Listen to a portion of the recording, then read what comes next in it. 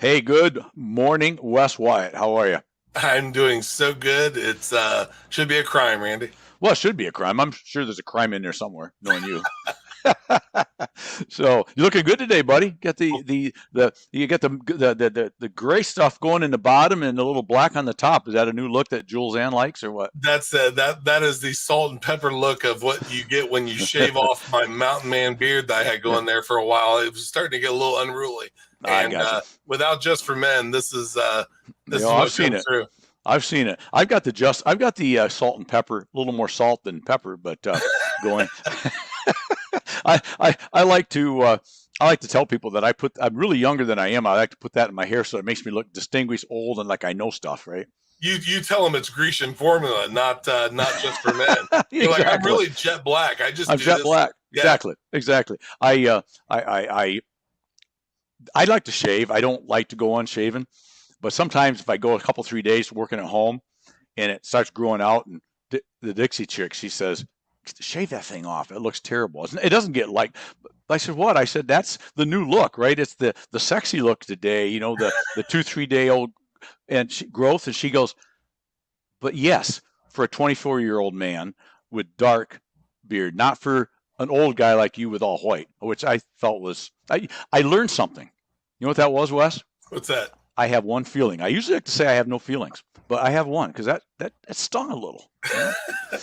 I'd like to see you with a mustache and a goatee. That's what they would always do on my mom's soaps when I was a kid. The evil version would have the goatee and the mustache. The evil twin. So if we could have like a day where we interview you, the two Randys, if you will. We could do a side by side kind of thing. Yeah, I love it.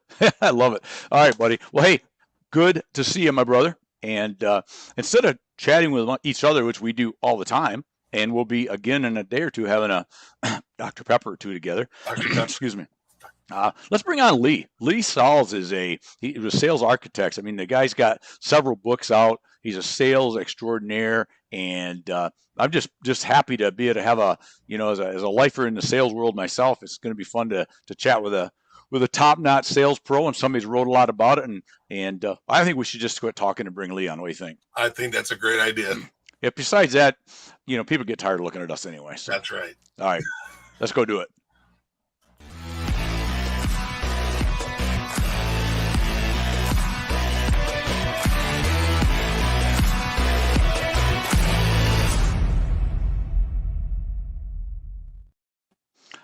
There he is.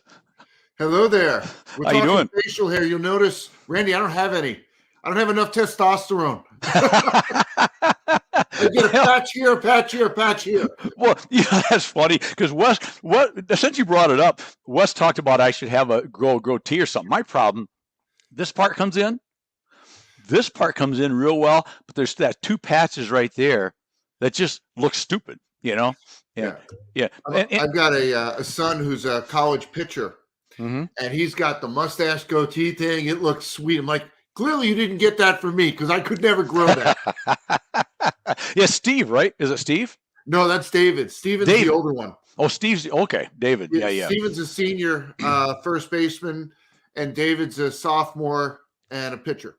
Okay, so two boys playing some pretty major baseball. Love it. Actually heading out to go watch Steven this afternoon in about 38-degree temperatures here in Minnesota.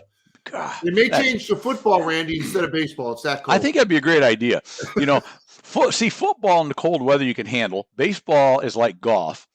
I look at golf as a game that if it's not 77 minimum, you shouldn't even be out there. That's just silly. Right. But I remember I played baseball in high school and a little bit after, but I remember track. I grew up in Michigan. Well, okay. I lied to you already. I haven't grown up yet, but I'm planning on it someday. Okay, fair. But I read on Facebook somewhere, which we know is always right, that if you haven't grown up by 60, you don't have to. So I really am off the hook. But I'm only 54, but I'm going to share that with my wife because I think we have 3 kids and she counts me as her 4th. Well, I think unfortunately or fortunately, probably fortunately, you sound like you found a woman that understands that as well. That She gets it. Yeah. So because sometimes she'll say, "Do you have to elect 12?" Do you have to ask like a 12-year-old? Well, particularly my sense of humor. Yeah. Oh, yeah. Which apparently I have none, at least according to her. But anyway, another story. But I was saying is, I remember the cold growing up in Michigan, or not growing up in Michigan, but being raised in Michigan. The baseball wasn't so bad, but track. I played 4 sports in school, but I ran track and baseball at the same time, obviously. Wow. Going to a track meet, getting lined up for the 100, right? Yeah. And you finally got to drop the sweats, and you got those skinny, tiny little shorts and this basic little, wife beater type shirt, right? We all used to wear. And it's like the snow, a little bit of the snow are blowing at you down the track. And it's like you're getting in the blocks, and it's like, will you shoot the gun? It's like, I'm already don't even care if I win, lose, or just go. I just want to put my sweats back on. Right. I remember those days. But that's awesome. If you didn't like that outfit, when I compete in powerlifting, I have to wear a singlet. There is no one on the planet that looks good in a singlet. I don't know who designed a singlet, but it certainly had no cosmetic purpose whatsoever. This has got to be true. And I remember the thing. You're right, because as I'd mentioned off air, my son was a power lifter as well. I want to talk about powerlifting with you in a minute and how that works with sales. But I remember going to his meets, and yeah, you're right. And there's some that really you ought to put a curtain up, because this is we don't want to see this. Wow. Yeah. But then I'm not going to tell them that, because they're lifting like three buses, and it's like, okay, you look great. Yeah, right. Yeah, because as I established, I walk a lot, I exercise, but I don't run. And I guess we had earlier, we was doing some recordings today. We're on a rack and stack day, and she talked about being a runner. And like I mentioned to her, is ever you see me somewhere and I'm running, you got to run, because there is something chasing me. You ever hear George Carlin talk about sports? I don't think so. He'd say, running's not a sport. It's a way to go from one place to another. Taking the bus isn't a sport. Why is running a sport? Exactly. That's a good point. I love that. And the thing about it too is, I walk a lot. I see a lot of people walking, and hey, how are you? How you good? You see people running, and nobody's happy. No. They're not like, they're like, oh, that's it. That's the best you get. Hey, it's Randy, like, you know where else you never see people happy? Where's that? Disney World. I get such a kick out of that. I love going to Disney. I find it rejuvenating. It just gets the creative juices going. But I always say to my wife and kids, I get $20 in my pocket. Do a 360. Find a smile on anyone's face, and I'll give you the $20. Oh, that's awesome. You never give it away, do you? It doesn't go anywhere. Because everybody looks drained, exhausted. Oh, we got to run here. We got to run there. It's like, remember why you're here. Yeah. You're forgetting to enjoy the experience. Exactly. It's almost that. It's a little bit like, and I know some people that I've done little trips with and stuff in it. I call it the Chevy Chase moment from Vacation. Remember where they're at the Grand Canyon, and I think he's got his wife, or it might be one of his kids, and he says, he looks at us, there's the Grand Canyon. Okay, let's go. It's like, yeah, okay, yep, yeah. The best part of of all his series, well, the one when he got caught in the pool was it Christy Brinkley? Yeah. That was amazing, because we can all have been there, right? Is when his wife comes out and he's this person was, he's trying to explain, and we all know as guys, how do you explain that one, right? So Randy, think about this though. You in Florida? Mm-hmm. Yes. Okay. Imagine, we all talk about in sales competition and how tough it is. Right. Imagine you have a theme park in Florida and you're competing against a beloved mouse. Exactly. Right? And you said, what are you going to possibly say to a family with young kids that are going to convince them to go to your theme park as opposed to Disney? And a number of years ago, I was watching a Yankee game. I'm still a Yankee fan at heart, even though I live in Minneapolis now. I grew up in New York and New Jersey. And there was a commercial for Busch Gardens. And the commercial said, kids grow up, so should your vacations. See, here's what they recognized. Yep. There's nothing you're going to say to a family with young kids that is going to convince them to go to your park instead of Disney. So they said, we're going to forget about that. They have such clarity on their ideal client profile, their target client profile, actually. They said, teenagers know it's someone wearing a costume. Right. They want a different experience. So let's focus on the teen families. Let Disney have the young ones. We're going to get the teens. We're going to get them when they're older. And that's why those parks have been successful. That is brilliant. You know, I had never thought of that, Lee, but that is brilliant because you're right.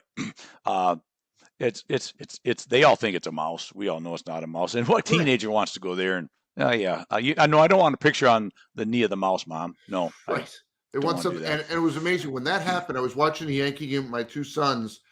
And as that commercial came on, they both looked at me and they're like, yeah, Dad, what are we going to do different for our vacation? I mean, it hit home. Yes, that's it awesome. Really did. It was a great point.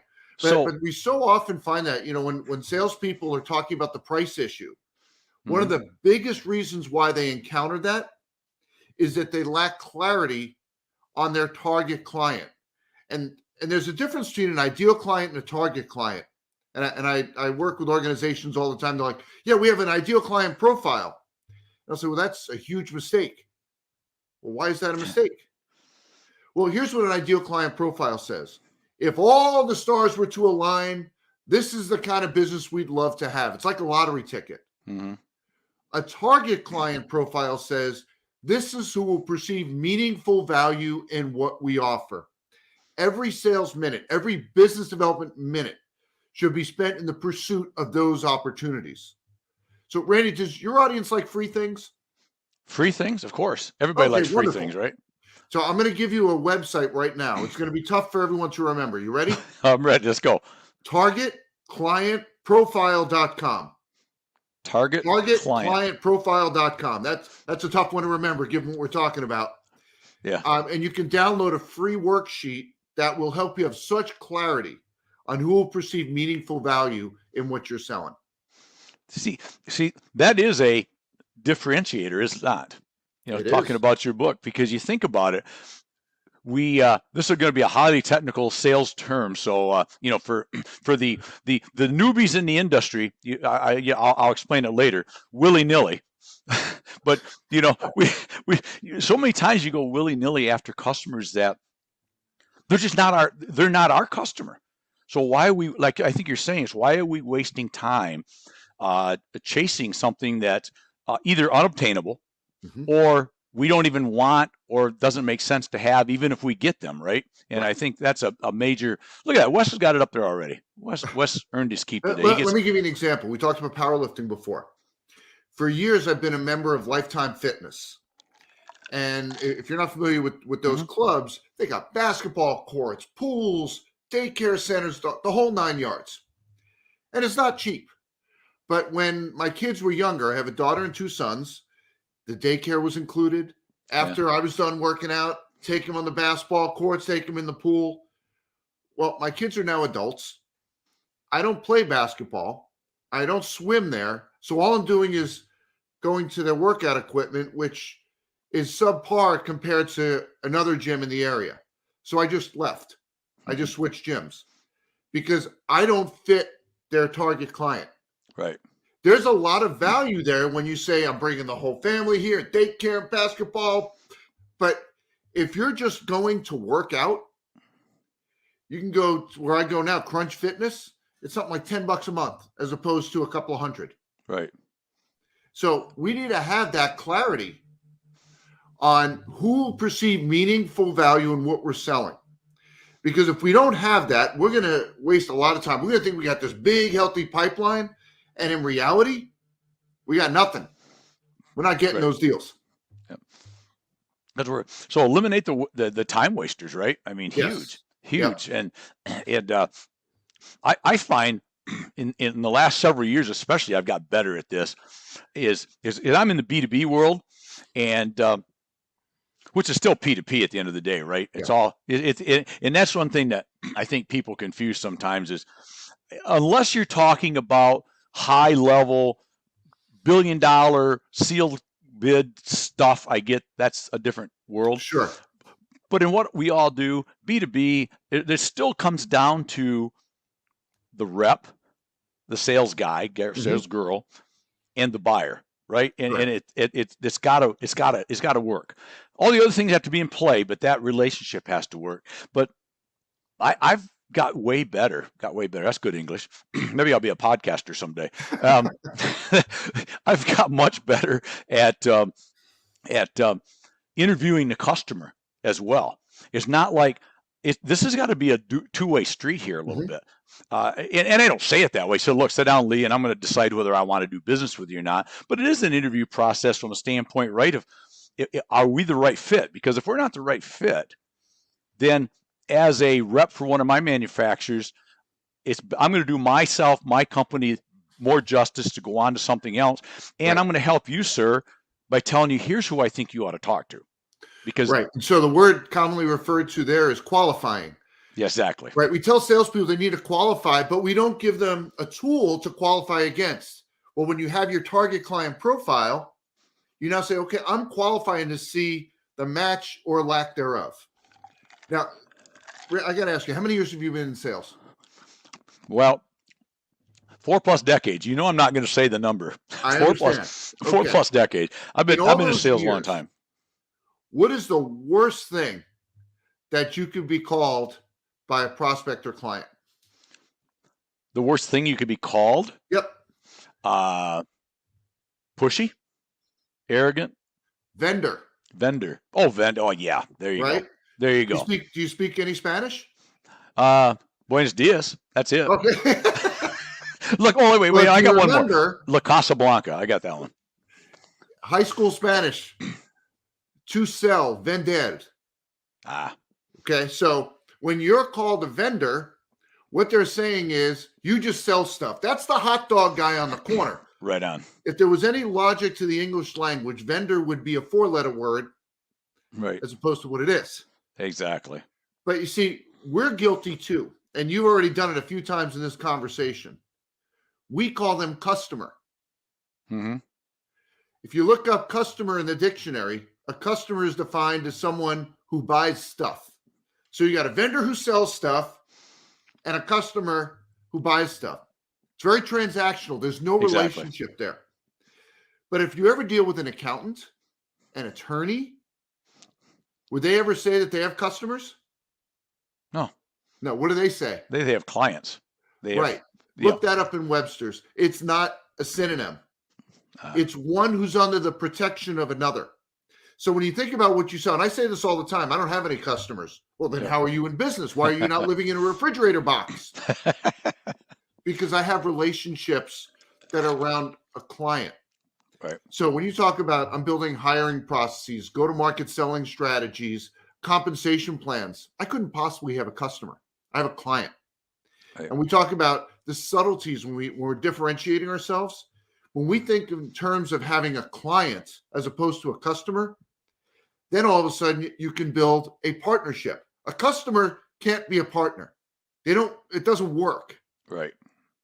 Because there's no relationship there. That's a transaction. Exactly. Vendor and customer go together, and client and partner go together. And you may say, that's just word sleuthing. It's not. It's a mindset. It's how you see the value that you bring to the table in the relationship. Exactly. Yeah, it's that's spot on, and that's good stuff, because I made notes when you were saying that, and it comes back to you got to get out of the transaction mode and into the relationship mode, right? Because transactions, I talk about this a lot with people. That's just right place, right time. I just might have had the best price today, or the other vendor couldn't deliver, whatever the reasons are. I just got an order. That's all I got. Right. And I don't need orders. Well, you need orders, but I need long-term, especially in the B2B world, right? I'm not selling one-offs. Right. I want a long-term. I've got customers.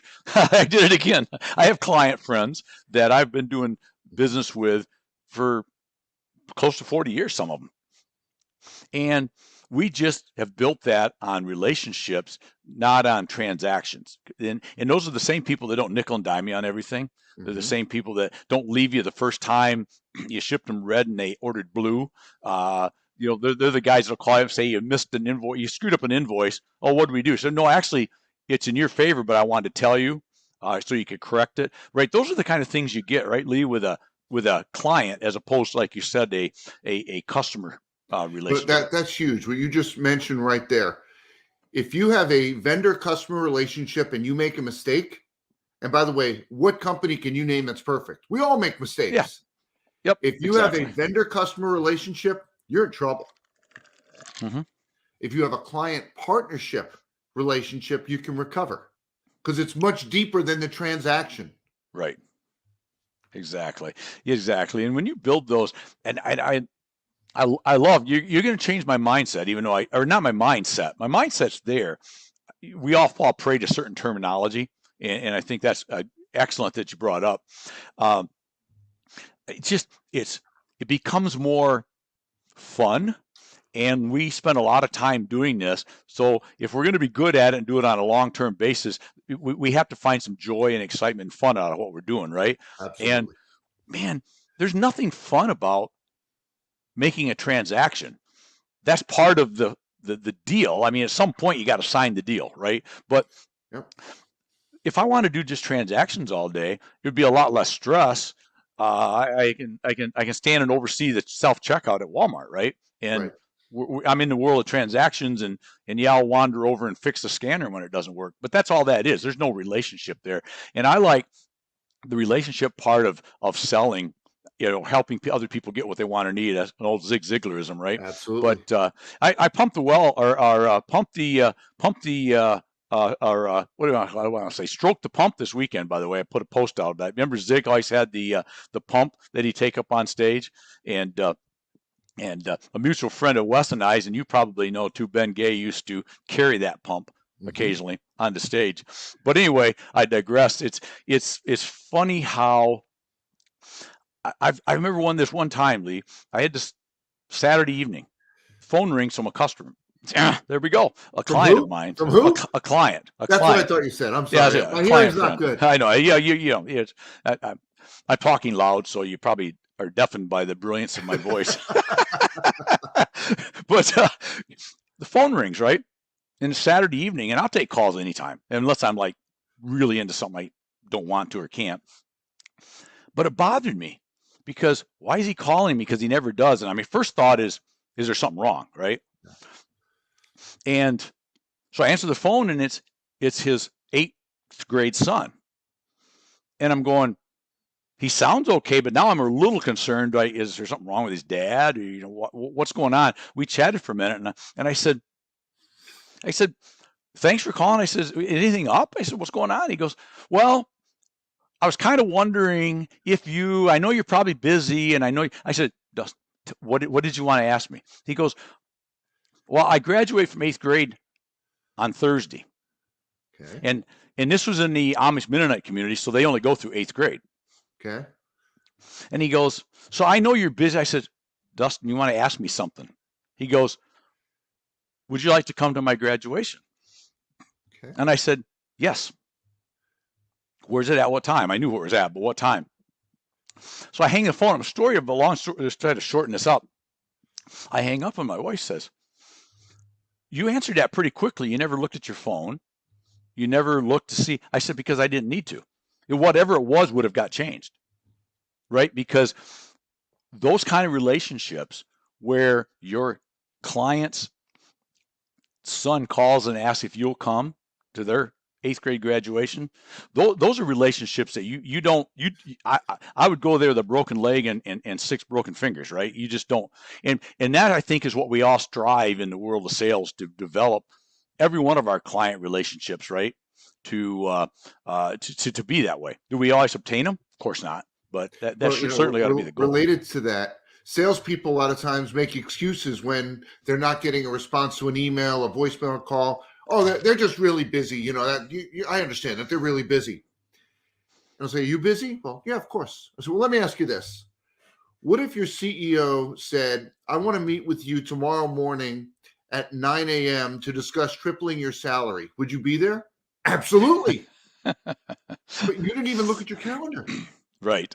Exactly. Oh, making money is important to you. So you will change your day for something that aligns with what's a priority for you. Right. So when you come back to when we're selling, We need to be focused on aligning not what's important to us, but what's important to them, what their priorities are today. Well, how do I know that? Well, I got to do some research.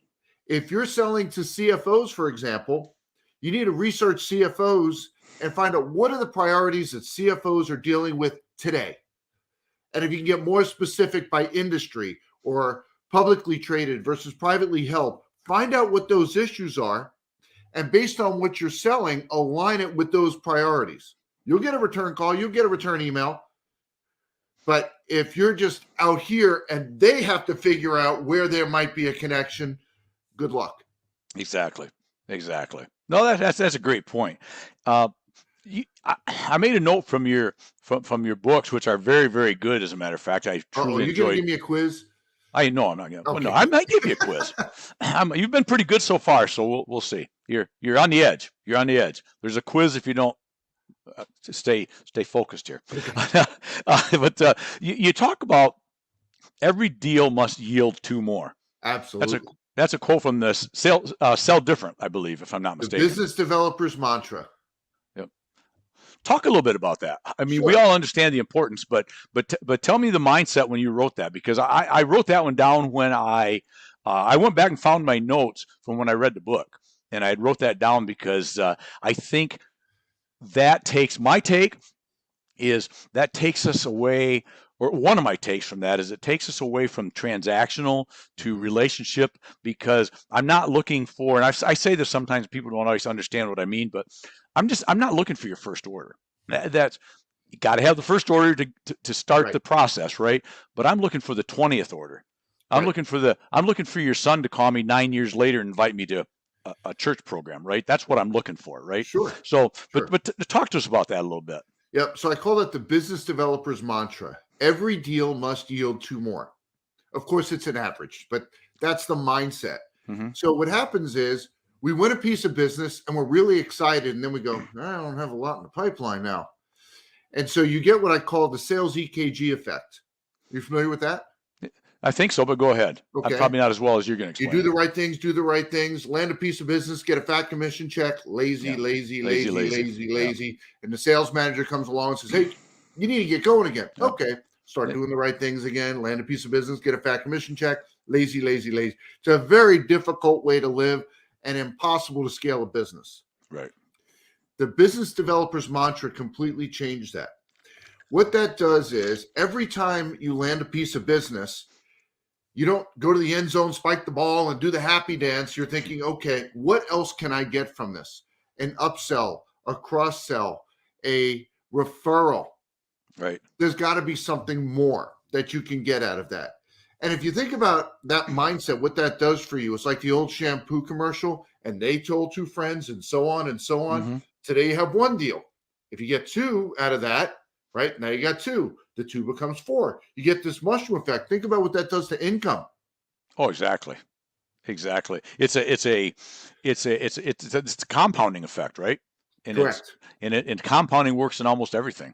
Yep. And if you the key is you got to hold yourself accountable for this. Mm-hmm. That every deal must yield two more. That you're thinking about that while they're inking the deal. What else is there to be gotten? Right. Is there another division, another location? Is there something else that you have to offer that they're not buying today? We know they know other people at their level in the industry. Well, who can they introduce us to? There's got to be something more.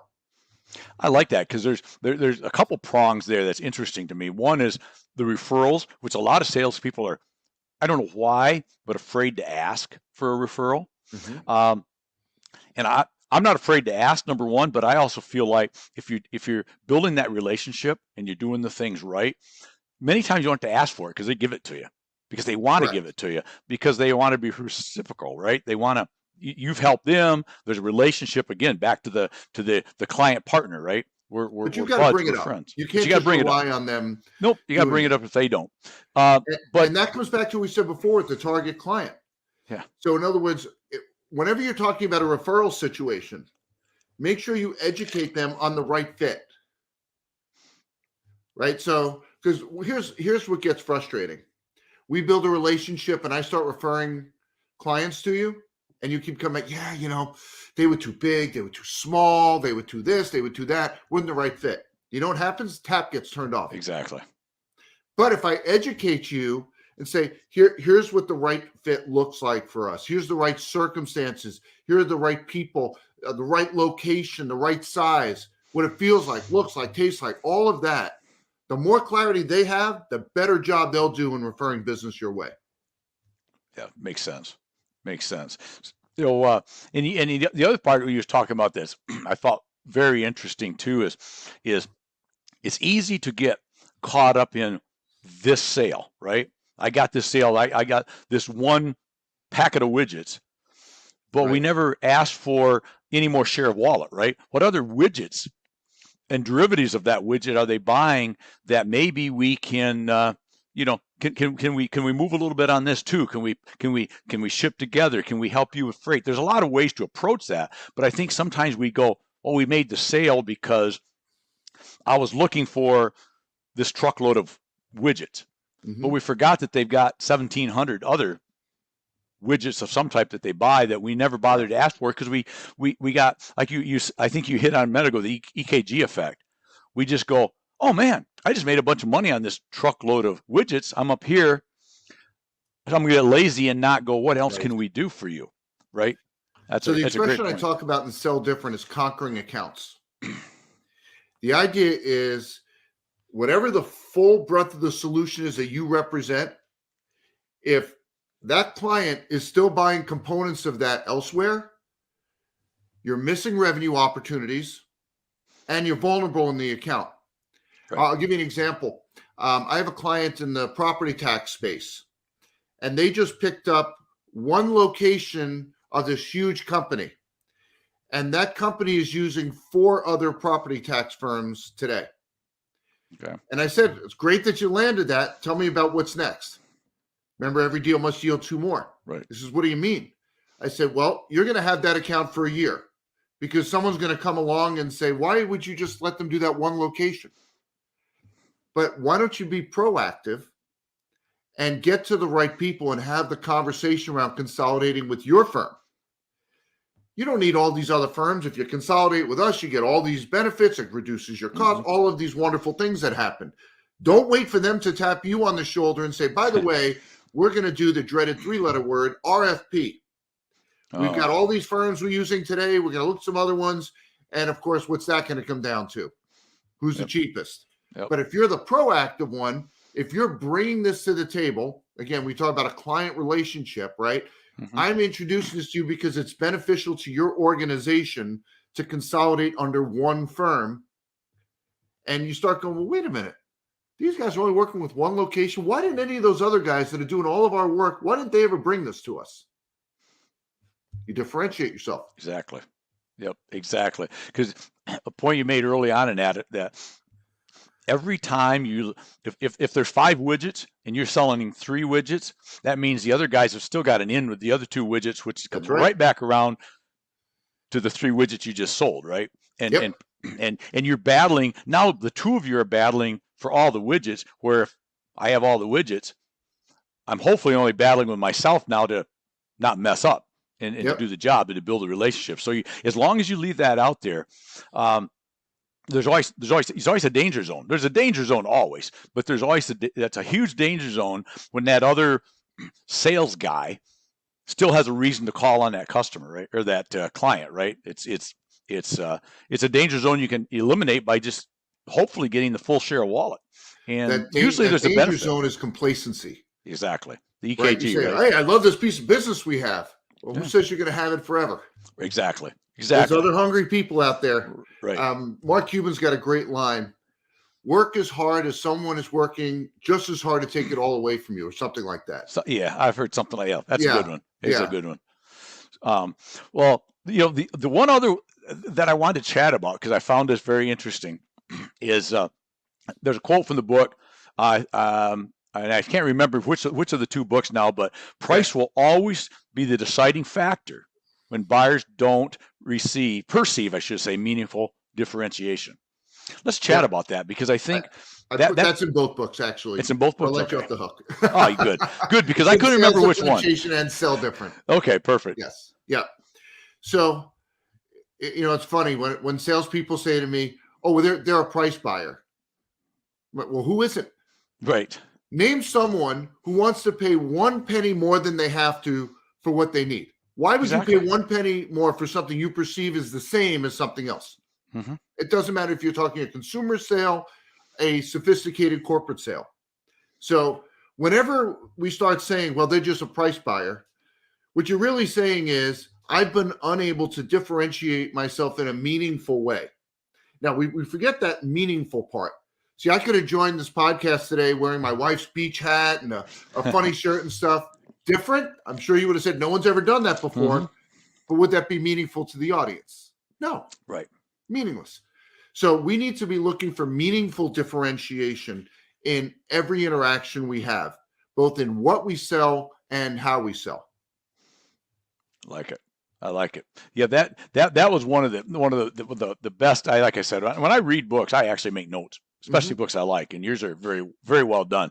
So because I've spent my career trying to get out of that transactional mode, and I grew up in sales, well, in the transaction world, mm-hmm. and then I spent a little bit of time as a purchasing agent, which was good good for several reasons. I got a good understanding of what that side of the desk thinks and mm-hmm. wants, and so I learned two things. One, I love the world of sales. I love helping people. I got nothing out of being in purchasing. I didn't enjoy it, mm-hmm. and I'm a big believer in loving what you do and do what you love. And I didn't, and wasn't, but got back into sales. But the one thing I also found out that buying as a purchasing agent is much more. They think much more on the transactional side mm-hmm. than what we do, right, on the sales side. Right. And I think you kind of alluded to this earlier, but maybe we'll finish up with this because you've been very kind with your time. It's on us in the sales side of things to bring that conversation and to massage that conversation to where they understand there's a value to the relationship we're going to try to develop here, because that buyer's still going to look at, well, yeah, but what's your price and what's your freight terms and what's your, right? Sure. Yep. So, it's interesting. I'm often asked, what's the best sales training I've ever been through? And they're expecting me to say Miller Hyman, Spin Cell, one of those. Nope. And then they'll be a little cheeky with me. Oh, you mean your own? Well, I'm not a sales trainer, so no. Best sales training experience I've ever had was procurement training. And you alluded to that a moment ago. I mean, when you learn how they're being taught to buy, which is how to evaluate a supplier's quality management system, for example, when you understand that, you can align your selling strategy with the way they're being taught to buy. There you go. It was absolutely. I felt like a spy when I was in there. It was a fantastic experience. So I loved it so much that the instructor, I brought into 2 other sales organizations to work with my salespeople. Teach them what you're teaching buyers to do. It was brilliant. That's awesome.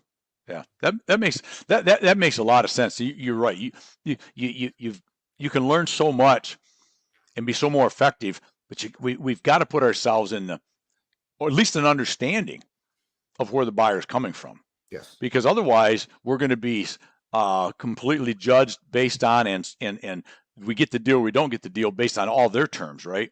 Correct. And none of our terms. And like I said, the absence of differentiation, all roads lead one place. Yep. Price. Exactly. And if you're not the low price guy, that's not going to be good news for you. And the problem with pricing, right? It's and I know that's not a true statement because there always is a bottom line, but there seems like there's never a bottom line to price, right? There's always a better number. And if you get sucked into that mode, either you're never going to win many deals, right? And the deals you win are ones you don't want anyway. Because let's face it, not always, but in most cases, the deeper dive you go into discounts and all that kind of stuff is the exact customer that will give you the most problems and grief. I'm sorry, my hearing's not good. The exact what? The exact customer that will cause you the most. I'm sorry, my hearing is bad. There you go. Oh, you're good. I like that. The exact client that will give you the most grief and issues and problems with every little step along the way. So Absolutely. it's like they drive you They'll down, torture you, and beat you and torture you and tie you up and throw arrows at you. Yes. And I found that the ones that understand I need to make a profit too, we need a win-win here, using an old term. They're in it with you as a partner, right? Yep. If you got the client-partner relationship, do I get a reprieve now? Do I get one back? You do. You do. Okay, thank you. Because I am keeping score. I feel I'm behind, but I'm keeping score. I know Wes is keeping score. Checking my tick sheet. But if you have to control some of your own destiny in those situations, or you're going to be controlled, right? And man, nobody wants to be controlled. And everything we've talked about here today are components of that worksheet that we offered to the group before, that target client profile. Yes. So, and there is a section there where you talk about pricing and how they make decisions and who you want to be involved in the decision-making process. And again, you get that nailed down. You say, okay, this is what it looks like, feels like, tastes like, and that's where I'm going to focus my selling efforts, and that's where you'll be the most successful. Love it. Love it. Well, one last thing. Tell us about the world of powerlifting. What would you like to know? Well, I want to know, how many buses and trees and stumps can you lift over your head? And also, I want to know how really, really incredibly good you look in a singlet. Oh, let's see. I wouldn't wish that on my worst enemy. The thing about powerlifting is, and this is true anytime you're in the gym, if you make the mistake of looking at somebody else, you have a really bad day. I mean, I've won, I've got tons of medals behind me and stuff. There's a guy in the gym today on the incline bench. He's probably about 15 years younger than me, about 100 pounds heavier. And he was doing the incline bench with 455 pounds. I was like, I think I can go home now. Yeah, I'm done. Right? But again, if you say focus on the reason I do this and the reason I compete in powerlifting is to give purpose to going to the gym. I'm not someone that can go to the gym just to say, I'll come back tomorrow. Mm-hmm. So right now I'm training for the bench press nationals, which is in August in Arizona. Okay. So I'm there with purpose. That's what drives me to compete, is that I'm not just lifting so I can come back and lift tomorrow. I'm lifting so that whenever I compete, I can do better than I did the last time. There you go. But have you mentioned your son with powerlifting. So I assume you've seen what a competition bench press looks like. Yes. Okay. I'm guessing our audience hasn't. You've only seen what happens in the gym. Right. Well, at a meet, it's very restrictive. The way it works is your feet have to be flat on the floor. Your butt and your shoulders have to be in contact with the pad the entire time. You're going to get a lift off, and you have to keep the bar locked out until you get a start command. You bring it down to your chest, and it stays there until you get a press command. You bring it back up, and you have to wait until you get a rack command to put it back on the rack. If you do any of those things incorrectly, and by the way, there's 3 referees around you watching every little bit of this. If you do any of that incorrectly, you may lift the weight, but it doesn't count. Right. I mean, I've seen people with tons and tons of weight, and they miss the command, and the lift doesn't count. And there's a parallel to sales. See, when you're lifting like this, hundreds of pounds over, you can't think in a competition, right? You got these referees around you, you got spotters all over. I mean, it's almost like being on an operating table, because you're laying there and there's all these faces all around you. Right. You can't be thinking about technique. So if you haven't done the work to practice this ahead of it, you're probably going to fail. Not with lifting the weight necessarily, but with the technique part. And I see what happens in sales is we go into these sales calls and we're thinking, boy, what am I going to tell them about this? What differentiator am I going to tell them? What question am I going to ask next? And we're not listening, and we're not facilitating a conversation. Right. Because we're really not prepared. We didn't do the work to be prepared for that. And, we throw around this word sales professional. No one can give you that title. That's something that you earn. And if you think about what a professional athlete does, they work hours, days, weeks, months, years, perfecting their craft so that when they're in that moment of competition, they perform flawlessly. Most salespeople, what do? They play the game over and over again, hoping to be better next time. We've got to do the work outside of that so that we execute flawlessly when we're in the game. That is good stuff right there. Yeah, that is good stuff, and you're so right with the athletes, right? Why does it? Well, he's retired now, but for the second time. But why does a Tom Brady go and throw 8 billion passes when guy probably doesn't have to, Right. but the reason he does is because he wants to be the best. He's driven, and he wants to stay sharp, so that when that exact same situation comes up, 4th down, 3 seconds on the clock, he doesn't have to think about it at all. Yep. Right? There's no he thought process. He can't be process. thinking where his elbow is, where his knee is. Am I stepping the right way? Is my head right? Right. That all has to happen. Right. And even with his receiver, he has to know, he can't be thinking about, okay, I'm going to take a 3-step drop. I'm going to wait a 1 count, and then he's going to cut here. He has to just drop and throw the ball. You got because he knows that every time I throw it like that, Gronk is going to make the catch. Right? That's it. Period. End of discussion. Exactly. Execution. Yeah. And with that, and then I will let you go because I've been very kind with your time. But I was thinking about this the other day with Brady because I'm a University of Michigan football fan. So, I go back to watching him back in his very, very younger days. Can't believe I'm that old, but I am. Anyway, but with keeping your head in the game when when disaster happens, right? And bad things go wrong in the world of sales. Mm-hmm. When he comes off the field, use him as an example. He threw an interception. Mm-hmm. Now, he may go to the bench. He may toss his helmet, and he grabs the iPad or whatever they're using, and he looks at it. But he has to get rid of that pretty fast, right? Because the very next play, there could be a turnover again. That's and right. He has to go back in the game, right? So I think there's a lot of correlation there to, okay, so it went wrong. Mm-hmm. We can analyze it. We can think about it, but I got another sales call, with a client, existing a new client in 12 minutes. Yep. I don't have time to perseverate over what went wrong. Maybe later we'll analyze it, but right now you got to get your head back in the game, right? And I think there's a lot to be learned from that too. Absolutely. Mindset is tremendously important. Yeah. Always be in the game. Well, Lee, any last thoughts other than I want to tell people follow Lee, buy his books. Seriously, follow him. Like I said, I've read your books. Really, really good stuff. And thank you for being on. Any last words for the folks? I'll give you 2 words: sell different. Sell different. Love it. Sell and different. Buy the book. Buy the book. All right, Lee. Thank you, my friend. I appreciate it. It was a pleasure. All right. Cheers. There you go, folks.